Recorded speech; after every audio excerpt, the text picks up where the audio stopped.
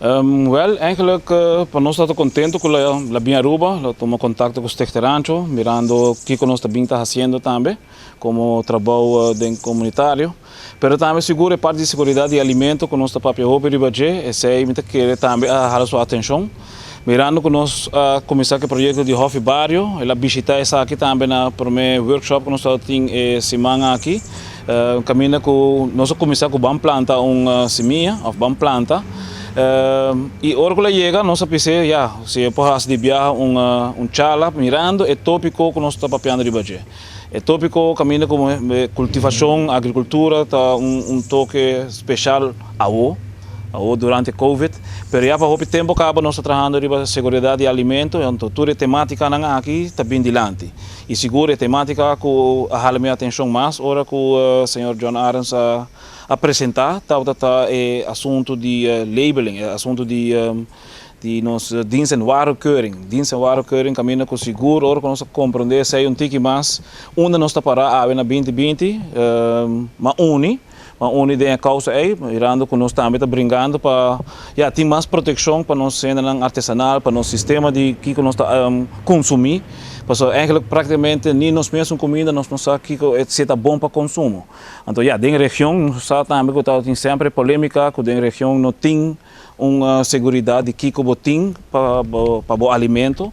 Então, mirando a faceta de alimento aqui nós temos aqui roupa, pero roupa interessante, é charla de ayer, caminho com seguro, nós atrobes, nos preocupação como Fundação Rancho bem dilante para a questão que tem a ver com segurança de alimento.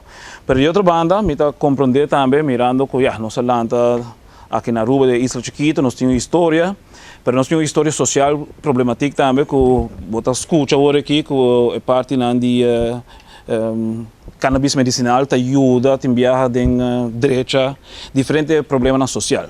E esse aí me quer também parte muito importante para ter em conta com ele e esse aí me está essa aqui também como uma oportunidade para Aruba, mirando que nós como Fundação Rancho também trabalhar para a temática de desenvolvimento econômico de Rancho, de Oranjestad, de Aruba.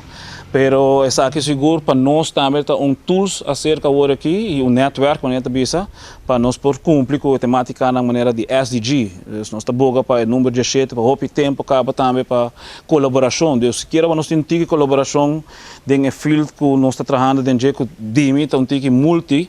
Então, está dentro de tique, então isso aí me quer toch a complexidade aí, está dando nos a oportunidade para trazer também via de auditorium do Museu Arqueológico para assim nós educar nossa comunidade, dando nossa comunidade mais informação correta, nossa visa, de local que nós quer fazer e logra junto com nossa comunidade também.